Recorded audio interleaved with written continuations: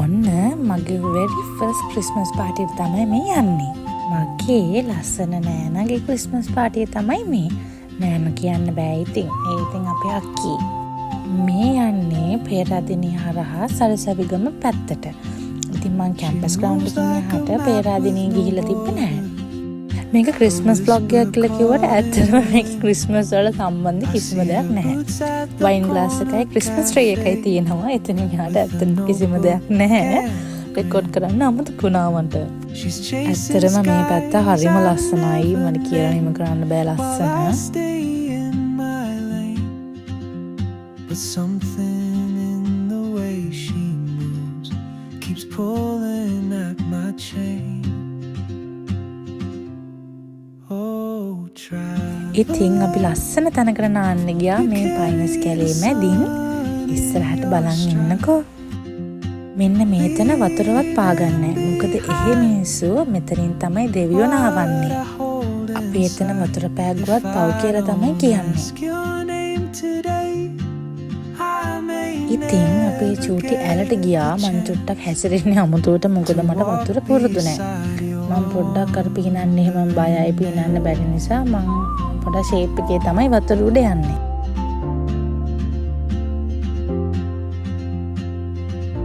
ඔය පිටිපස්සෙන් නිල් ගවමක් අඳන් ඉන්නේ අපේ නෑන පොඩ්ඩක්. නෑන නෙවෙයි අපේ අක්කී. අපේ අලුත් අක්කී.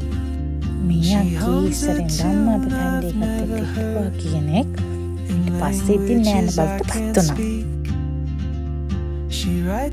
මායි නංගි නාන්න ගියාම නංගි තමයි අක්කා වගේ මාව අල්ලගෙන ඉන්නේ. මම සෑහෙන්න බයයි ඔතනට. කොහේ ගියත් මෙයාලට මම තමයි බයිට් එක බලන් ඉන්නකෝ.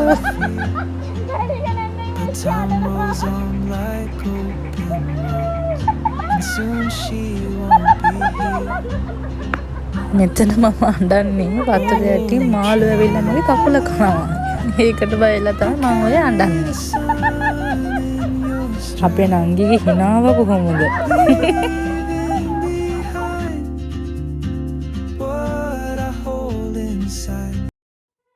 ඉතින් අපි එහෙම සරසවිගම මේ නායකගේ පුතන්ටත් ගියා.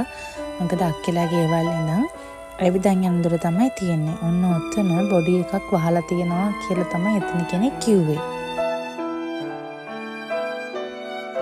ඇත්තටම බලන්න උවමනාව තිබ්බට දැන් එතන අපරාධ බලන්න ගියේ කියලා මෙතන. මොකද ඒ තරම් දුක හිතෙනවා ඇස් දෙකෙන් දකිද්දී. එතන හිටපු ආන්ටි කෙනෙක් කිව්වා 17 දෙනෙක් බේරගන්න ගියා කියලා මෙතන පස්කන්දට යටපෙච්ච කට්ටියව. ඉතින් මාර්ම දුකයි කියන්නේ 17 දෙනාම යට වෙලා නැති වෙලා. ඉතින් බේරගන්න බැරි වෙලා. මෙතන ඔල්ලෝසු එහෙම වෙලාව නතර වෙලා තියෙනවා. එයාලා කියනවා ඒ වෙලාවට තමයි කියන්නේ ගම් වතුර තත්ත්වය තදටම ආවි කියලා. ඉතින් යාළුවෝ ගෙවල් යාලා තැල්ල දාලා ගිහිල්ලා සමහරක් කට්ටිය ගෙවල් එක්කම නැති වෙලා. ඉතින් සමහරක් ගෙවල් ගේ ඇතුලෙන් වතුර යනවා. මොකද කලින් යාලා තිබ්බ තැන නෙමෙයි දැන් තියෙන්නේ.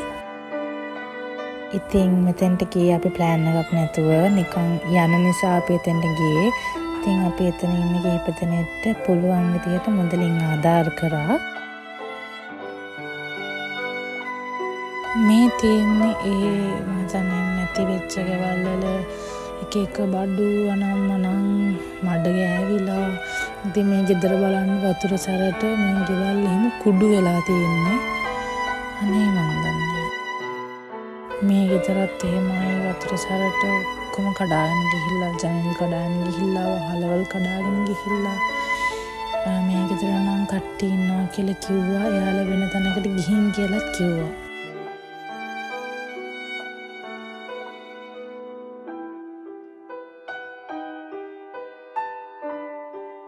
ඇත්තටම අපි විශ් කරා ආයේ කවදාවත් මෙහෙම දෙයක් වෙන්න එපා කියලා.